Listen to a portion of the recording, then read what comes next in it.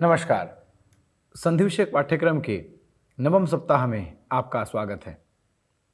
इस सप्ताह में व्याख्यान संख्या 44 से लेकर व्याख्यान संख्या 48 तक हम देखेंगे, जिसमें हम ऋत्व, सत्व, जिह्वामूलीय, उपधमानीय और आम्रेडित संज्ञा को लेकर बात करेंगे। तो इस सप्ताह के जो व्याख्यान होंगे वह ऋत्व, सत्व, उपधमानीय, जिह्वामूलीय, आम्रेडित विषय को लेकर के होंगे और इन्हीं विषयों को लेकर के एक एक करके हम कक्षा पर ध्यान देंगे। जैसे कि आज ऋत्व विधायक सूत्र को लेकर हम चर्चा करेंगे। इसके बाद जिह्वामूलीय और उपधमानीय विषय भी अलग व्याख्यान में होगा तथा इसी प्रकार से आम्रेडित इत्यादि संज्ञाएं भी अलग अलग व्याख्यान में हम देखेंगे। ऋत्व, सत्व, जिह्वामूलीय, उपधमानीय और आम्रेडित संज्ञा को लेकर चर्चा होनी है, जिसमें सबसे पहले ऋत्व को लेकर के बात होनी है। तो जो व्याख्यान संख्या 44 अर्थात 44 है वह ऋत्व को लेकर के बात करेगा। जैसा कि आज का पाठ्य विषय अगर हम देखें तो हम देख सकते हैं कि वस्तुतः मुख्य रूप से आज का जो पाठ्य विषय है वह पुंस कोकिल और पुंस कोकिल की सिद्धि को लेकर के बनाया गया है। कहने का तात्पर्य यह है कि इस सप्ताह में हम सिद्धियों को देखेंगे और सिद्धि के व्याज से, सिद्धि के बहाने से हम सूत्रों की व्याख्या को भी समझेंगे। यह सभी सिद्धियां आमतौर पर जब कक्षा में अध्ययन होता है तो उन पर उतना ध्यान देना कभी कभी संभव नहीं हो पाता, क्योंकि व्यंजन संधि के प्रकरण में यह अंत में आते हैं और मुख्य रूप से जश्त्व, चरत्व, श्रुत्व, श्रुत्व इत्यादि संधियों का हिंदी इत्यादि भाषाओं में भी प्रयोग होने के कारण वह इतने लोकप्रिय हो जाते हैं कि बाकी इस प्रकार की संज्ञाओं पर या इस प्रकार की संधियों पर ध्यान कक्षा पर कम ही जाता है। इसीलिए इन सभी संधियों को सिद्धि के माध्यम से अर्थात संधि के साथ साथ जो साधनिका है इनके द्वारा जिन रूपों की सिद्धि होती है उनकी साधनिका भी साथ में लेते हुए हम लोग आगे बढ़ेंगे। तो आज का जो विषय है अगर हम स्लाइड में देखें तो आज के पाठ्य विषय पर हम देखेंगे कि पुमः खय्यम परे सूत्र की व्याख्या और उदाहरण देखेंगे और इसी सूत्र के द्वारा पुंस कोकिलः और पुंस कोकिलः बनता है। इसके बाद पुंस कोकिलः और पुंस कोकिलः की सिद्धि करेंगे, फिर अभ्यास के विषय को समझेंगे। उसके बाद सूत्रगत पद मीमांसा करेंगे अर्थात सूत्र में जो पद हैं उनके विषय में चर्चा करेंगे और अंतिम जो बिंदु है वो है वार्तिक ख्यादेशे न। यद्यपि यह जो वार्तिक है ख्यादेशे न, यह वार्तिक लघु सिद्धांत कौमुदी के अंतर्गत प्राप्त नहीं होता, किंतु जैसा कि हम जानते हैं कि यह संधि का पाठ्यक्रम प्रारंभिक के साथ साथ किंचित गूढ़ विषय को लेकर के भी अपनी अवधारणा को स्पष्ट करता है। इसीलिए ख्यादेशे न इस वार्तिक को भी यहाँ पर हम आज देखेंगे। तो इसी के साथ जो आज का सूत्र है पुमः खय्यम परे सूत्र को देखते हैं। अनुवर्तन के साथ यदि इस सूत्र के अर्थ को देखें तो बनता है कि पुमः रू अम परे खई अर्थात पुम के बाद अगर खय और अम आ जाता है अर्थात यहाँ पर शर्त यह है कि पुम के बाद खय प्लस अम आना चाहिए और अगर ये तीनों शर्तें पूरी हो जाती हैं तो पुम को रू आदेश हो जाएगा। रू में र शेष रहता है अर्थात कहने का तात्पर्य यह हुआ कि पुम के म को रू आदेश हो जाएगा जिसमें र शेष रहता है अगर पुम के बाद खय और अम यह दोनों आते हैं तो। अर्थात कहने का तात्पर्य यह हुआ कि यह सूत्र भी तीन शर्तें बताता है। जैसा कि हमने देखा है कि तीन शर्त वाले या तीन स्थितियों वाले या तीन प्रकार के विधानों के साथ संधि करने वाले सूत्र संख्या में कम है और उन्हीं सूत्रों में से यह एक है।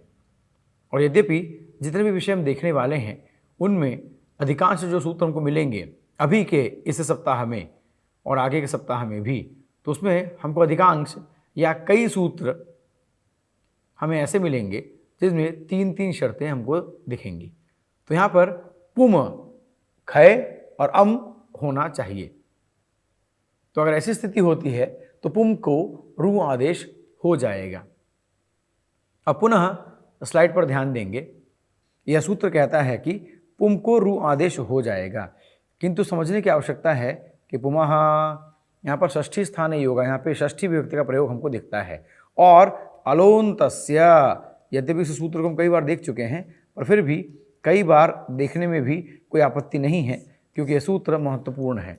तो अलोन्तस्य सूत्र की परिभाषा के अनुसार पुमः में चूंकि षष्ठी विभक्ति है, इसीलिए पुम में पुम के म को रु आदेश होगा। अर्थात पुम को रु आदेश होने का मतलब है कि पुम के म को रु आदेश होगा, पूरा का पूरा पुम ही नहीं बदल जाएगा। यह विषय अलोन्तस्य के द्वारा हम स्पष्ट रूप से समझ चुके हैं। अस्तु, तो कहने का मतलब क्या हुआ कि पुम के बाद खय और अम प्रत्याहार के वर्ण अगर आ जाते हैं तो पुम के म को रु आदेश हो जाता है, रु में र शेष रहता है। अब इसी उदाहरण को अगले स्लाइड के माध्यम से अभ्यास में देखते हैं। जैसे अब इसी विषय को अगले स्लाइड के माध्यम से देखते हैं। पुम कोकिलः, अब यहां पर अगर हम देखें तो पुम कोकिलः, अब देखिए पुम आ गया, उसके बाद खय और अम आना चाहिए, अर्थात खय और अम दोनों होने चाहिए। जैसे कि हमने यहाँ पर देखा 1 2 3 3 शर्तें। अब यहाँ पर भी देखिए 1 2 3 3 शर्तें। अच्छा, तो पुम होना चाहिए, तो पुम है। अब देखिए कोकिलः में जो को है, कोकिलः में जो को है, अगर हम उसको तोड़ें तो कोकिलः में क और ओ हमको मिलता है। क खय में आता है और ओ अम में आता है, अर्थात पुम कोकिलः यहाँ पर तीनों शर्तें पूरी हो जाती हैं। पुम भी आ गया, खय भी आ गया और अम भी आ गया, यानी तीनों शर्तें पूरी हो गई। और चूंकि तीनों शर्तें पूरी हो गई तो इसलिए पुम के म को रू आदेश हो जाएगा और रू में र शेष रहता है। यही विषय यहाँ पर है। तो पुमः खय मपरे सूत्र के द्वारा यहाँ पर म पूर्ण हो जाएगा। तो पुम कोकिलः यहाँ पर तीनों शर्तें पूरी हो जाती हैं, पुम खय और अम, यह तीनों शर्तें पूरी हो जाती हैं। तो इस कारण से पुमः खय मपरे सूत्र के द्वारा हमें यहाँ पर पुम को रु आदेश हो जाता है। रु आदेश हो गया तो पुम रु कोकिलः, फिर अनुबंध लोप पुन कोकिलः, ऐसे हो गया। उसके बाद हमने अंतिम कक्षा में देखा था अत्रानुनासिक पूर्वस्य तुवा सूत्र को, जो कि हमें अनुनासिक आदेश करने में सहायता प्रदान करता है। तो इस सूत्र के द्वारा यहाँ पर अनुनासिक आदेश हो जाता है और अनुनासिक आदेश होने के बाद पूर्ण कोकिलः ऐसी स्थिति बन जाती है। अब यहाँ पर पूर्ण कोकिलः में र के बाद कोकिलः क खर आ गया, तो खरवसाने विसर्जनीय सूत्र के द्वारा विसर्ग की प्राप्ति होगी। किंतु इससे पूर्व हम संपुम का नाम सो वक्तव्य वार्तिक को कई बार देख चुके हैं, जो कहता है कि अगर सम आ जाए, पुम आ जाए या कान आ जाए तो इनके रु आदेश को हम स कर देंगे, अर्थात यहाँ पर म को स आदेश हो जाएगा, विसर्ग आदेश नहीं होगा। तो इस प्रकार से पूर्ण कोकिलः जो था इसमें र हो जाता है स, तो हो करके पंस कोकिलः, और इस प्रकार से वर्ण संहिता वर्ण सम्मेलन के द्वारा पंस कोकिलः रूप सिद्ध हो जाता है। तो पंस कोकिलः रूप सिद्ध हो जाता है। पुनः ध्यान देंगे, पुमः खय मपरे सूत्र के द्वारा पुम के म को रु आदेश हो गया, उसके बाद रू को र शेष बचा। फिर पूर्ण कोकिलः यहाँ पर खरवसानो विसर्जनीय की प्रवृत्ति हो गई, क्योंकि 1 2 दोनों शर्तें यहाँ पूरी होती हैं, तो यहाँ पर खरवसानो विसर्जनीय की प्रवृत्ति हो गई। प्रवृत्ति होकर के विसर्ग की प्राप्ति होने वाली थी, लेकिन संपुम का नाम सो वक्तव्य इस वार्तिक के द्वारा पुम के म को सकार आदेश होगा, अर्थात रू को या र को विसर्ग आदेश न होकर के सकार आदेश हो गया। पंस कोकिलः ऐसे बन गया, अर्थात सम पुम और कान इन तीनों के लिए विशेष नियम है कि इन तीनों को रु आदेश न होकर के स ही होगा, तो स होकर के पंस कोकिलः रूप बन जाएगा। इसी प्रकार से अगर हम पुनः एक अन्य उदाहरण को देखें तो हम पाएंगे कि पुम कोकिलः, हमने अभी देखा कि पुम कोकिलः यहाँ पे तीनों शर्तें पूरी हो रही हैं, अर्थात पुम और अम और खय तीनों शर्तें पूरी हो रही हैं, तीनों शर्तें पूरी हो रही हैं। और तीनों शर्तें पूरी होने के कारण यहाँ पे पुम के म को रू आदेश हो गया, पुमः कईयों पर सूत्र की सहायता से। रू को अनुबंध लोप होकर के र हो गया, रू को अनुबंध लोप होकर के र हो गया। अब इसके बाद देखिए अनुनासिकात् परोनुस्वार, इस सूत्र को भी हमने पिछले व्याख्यान में देखा था कि जहाँ पर अनुनासिक नहीं होगा वहाँ पर अनुस्वार, जहाँ पर अनुनासिक नहीं होगा वहाँ अनुस्वार हो जाएगा। तो इस प्रकार से पुर कोकिलः को पुंग्र कोकिलः ऐसा बन गया। अब इसके बाद पुनः कोकिलः में खरवसाने विसर्जनीय के द्वारा र के बाद पदांत र के बाद खर आ गया, पदांत र के बाद खर आ गया, तो विसर्ग की प्राप्ति यहाँ पर होती। किंतु संपुम का नाम सो वक्तव्य के द्वारा म को अर्थात मकार जो है उसे स आदेश कर देंगे, अर्थात र जो है वो स में बदल जाएगा। तो पुंस कोकिलः, अब वर्ण संहिता कर दीजिए, पुंस कोकिलः बन गया, अर्थात पुम के म को ही र आदेश हुआ है, तो इसीलिए र को विसर्ग न करके र को स में बदल देंगे संपुम का नाम सो वक्तव्य वार्तिक के द्वारा, जो कि इसके पूर्व के उदाहरण में भी हम देख चुके हैं। तो यहाँ समझने की बात यह है कि अनुनासिक आदेश होने के कारण पुंस कोकिलः, और चूंकि अनुनासिक आदेश विकल्प से है इसलिए जहाँ पर अनुनासिक नहीं होगा वहाँ पर होगा अनुस्वार, तो पुंस कोकिलः, अर्थात दो प्रकार के रूप बनते हैं, पुंस कोकिलः और पुंस कोकिलः। अब यहाँ पर ध्यान देने की बात यह है कि पुंस कोकिलः रूप अत्यंत प्रसिद्ध है, अर्थात जो अनुस्वार वाला रूप है जो कि हम स्लाइड में देख सकते हैं, पुंस कोकिलः यह रूप सिद्ध है। पुंस कोकिलः यह रूप दुर्लभ है क्योंकि आम तौर पर भाषा में इसका प्रयोग कम देखने को मिलता है, किंतु व्याकरण की खूबी या व्याकरण का वैशिष्ट्य ही यही है कि जो सामान्य रूप से प्राप्त शब्द है उसी के साथ साथ उसी के समान अन्य रूप भी हमें प्राप्त हो जाता है, अर्थात हम पुंस कोकिलः कहें या पुंस कोकिलः कहें दोनों एक ही बात है, अर्थात दोनों रूप साधु हैं, दोनों रूप सिद्ध हैं।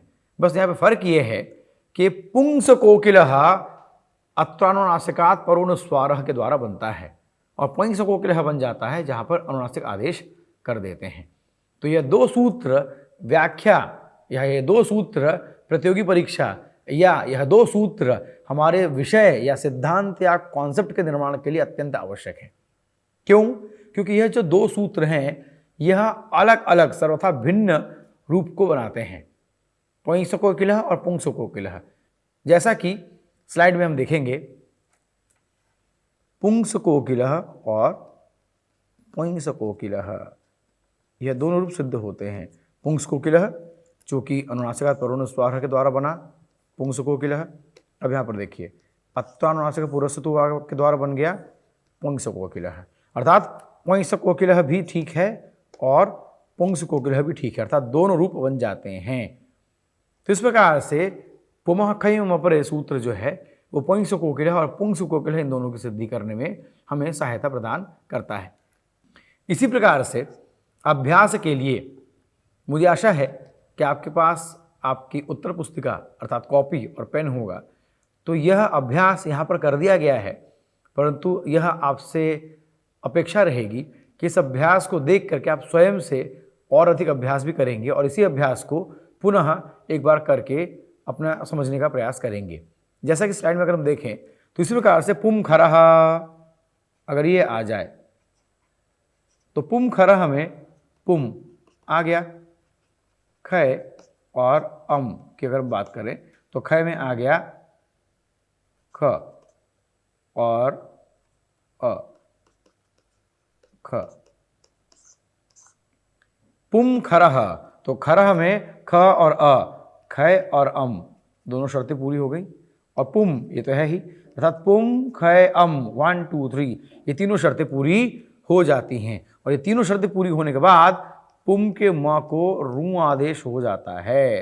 रू आदेश होकर के बन गया पुंरु खरः, फिर अनुबंध लोप पुनः खरः, और फिर अत्रानुनासिक पूर्वस्य तुवा के द्वारा यहाँ पर हो जाएगा अनुनासिक, तो पुनः खरः, फिर से खरवसाने विसर्जनीय के द्वारा पुनः खरः, यहाँ पे र को विसर्ग प्राप्ति होती, लेकिन संपुम का नाम सो वक्तव्य वार्तिक के द्वारा पुम के म को स आदेश होगा, अर्थात र जो है वो स में बदल जाएगा, तो पुंग सखरः यह बन जाएगा। कहने का तात्पर्य यह हुआ कि यह उदाहरण बनाकर देने का तात्पर्य यह है कि आपको इस सिद्धि या साधनिका के बहाने पुमः खै मपरे सूत्र, अत्रानुनासिक पूर्वस्थितु वा और अनुनासिकात् परोनुस्वारः यह सूत्र और खरवसानयो विसर्जनीयः यह सूत्र भी स्पष्ट हो जाए। तो सिद्धि करने का सबसे बड़ा लाभ क्या होता है, या पदों की साधनिका सिद्ध करने में सबसे बड़ा लाभ क्या होता है कि हमें सूत्रों की व्याख्या उसी के बहाने तैयार हो जाती है। और इसीलिए पुंस कोकिलः और पुंस कोकिलः के बाद पुंस खरः और पुंस खरः भी हम लोगों ने देखा है। तो पुंस खरः देखने के बाद अगर हम पुंस खरः की तरफ जाएं तो देखेंगे कि देखिए पुनः पुम खय अम, पुम खय अम, अर्थात खय और अम, तीनों शर्तें पूरी हो गई। फिर म को हो गया रू आदेश, रू को हो गया अनुबंध लोप ण, फिर जहाँ पर अनुनासिक नहीं होगा वहाँ होगा अनुस्वार, तो पुंग र खरः हो गया। फिर यहाँ पर खरवसानु विसर्जनीय के द्वारा विसर्ग की प्राप्ति होती, किंतु विसर्ग की प्राप्ति नहीं होगी क्योंकि संपूर्ण का नाम से वक्तव्य क्या कहता है कि म को स कर देंगे, और ये र जो है ये म से ही प्राप्त है, इसीलिए र को स कर देंगे, अर्थात पुंस खरः। तो पुंस खरः और पैंस खरः यह दोनों रूप सिद्ध होते हैं। तो इस प्रकार से पुंस खरः पैंस खरः, पुंस कोकिलः पैंस कोकिलः यह दोनों रूप सिद्ध होते हैं। अब इसके बाद सूत्रगत पद मीमांसा अगर हम करें, अर्थात सूत्र में निहित जो पद हैं उनको लेकर अगर हम चर्चा करें तो हम पाएंगे कि खै अम परे, पुमः खै अम परे, अगर देखें तो पुम के बाद खै परक अम होने पर, अर्थात खै और अम होने पर। अच्छा, तो सूत्र में खै क्यों दिया गया?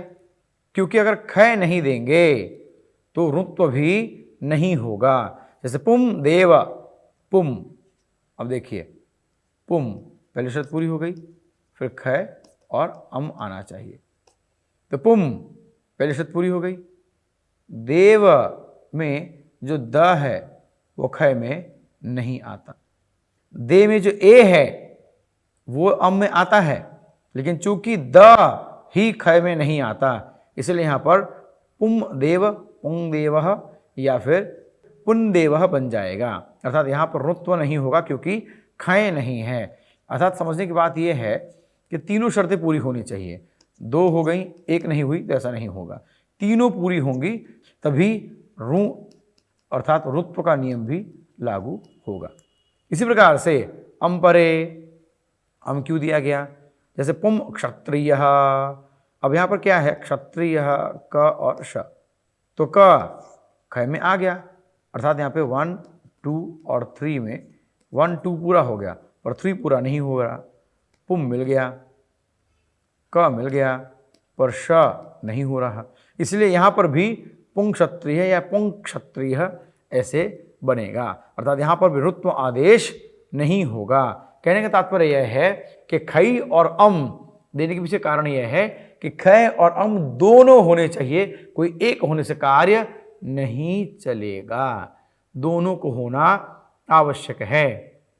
जैसे इसको समझने के लिए अगर एक मज़ेदार उदाहरण लें, लोक उदाहरण, तो खाना बनाने के लिए जिस प्रकार से भोजन सामग्री चाहिए तो चूल्हा भी चाहिए। भोजन सामग्री है चूल्हा नहीं है तो खाना नहीं बनेगा, चूल्हा है पर भोजन सामग्री नहीं है तो खाना नहीं बनेगा, अतः दोनों चीज़ें आवश्यक हैं। उसी प्रकार से खै और अम दोनों आवश्यक हैं पुम के साथ, तभी पुम के मकार को रू आदेश होगा और रू को र होकर के फिर संपुम का नाम सो वक्तव्य के द्वारा उसको स आदेश होकर के पुंस कोकिलः पुंस कोकिलः पुंस खरः पुंस खरः इत्यादि रूप सिद्ध उसमें होते रहेंगे। अब इसके बाद जो आज का अंतिम बिंदु हमें जानना है वो है वार्तिक। यद्यपि यह वार्तिक लघु सिद्धांत कौमुदी के अंतर्गत हमें दृष्टिगत नहीं होता, किंतु यह वार्तिक हमें जानना चाहिए। यह अत्यंत छोटा सा वार्तिक है जिसका केवल एक ही अर्थ है, अर्थात सरल अर्थ है, तो इस पे ध्यान देने के लिए हम स्लाइड का सहाय्य या स्लाइड की सहायता लेंगे। वार्तिक है ख्या देशे न। अब ये क्या कहता है? ये कहता है कि चक्षय ख्याय, इस सूत्र के द्वारा जहाँ ख्याय आदेश होता है वहाँ पुम के म को रू आदेश नहीं होगा, अर्थात ऋणत्व वहाँ पर नहीं होगा। जैसे पुम और ख्याति ही, तो यहाँ ख्याति में जो ख्या है वो ख्याय से उत्पन्न है, और चूंकि ख्याय से उत्पन्न है तो यह वार्तिक क्या कहता है कि पुम के बाद अगर ख्याय आ जाए तो यहां पर रू आदेश नहीं करेंगे। अब यहां पर देखिए पुम ख्याति, पुम पहली शर्त पूरी हो गई, लेकिन ख्याय दूसरी शर्त दूसरी भी पूरी हो गई। अस्तु, तो अब क्या होगा? इस म को रू आदेश नहीं होगा, तो क्या होगा? जैसा है वैसा ही रह जाएगा, पुम ख्याति ही ऐसा रह जाएगा। इसके बाद इसी पुम का मोनुस्वार के द्वारा पुम ख्याति ही और फिर परसवर्ण के द्वारा पुंग ख्याति ही, यह दोनों रूप सिद्ध हो जाते हैं। अर्थात यहाँ पर पुम ख्याति ही और पुंग ख्याति ही बनता है, परंतु पुम के म को रू आदेश होकर के कुछ भी ऐसा होगा ये नहीं होता। अर्थात पुमः खयम अपरे सूत्र को बाध करता है, खया देशे न, ये वार्तिक। इसी के साथ अगर हम ध्यान दें तो आज का यह जो विषय है यह यहीं पर संपन्न होता है। तो आज हमने पुमः खयम अपरे सूत्र की व्याख्या के साथ साथ पुंस कोकिलः, पुंस कोकिलः, पुंस खरः, पुंस खरः, इन चारों की हमने साधनिका या सिद्धि देखी। इसी प्रकार से आप अन्य उदाहरण भी लेकर के अपना अभ्यास करेंगे, यह आशा है। और उसके साथ साथ अपने विषय को पुष्ट करते हुए आगामी कक्षा के लिए आप उत्सुक होंगे, इसी आशा के साथ आप सभी को हार्दिक आभार एवं धन्यवाद।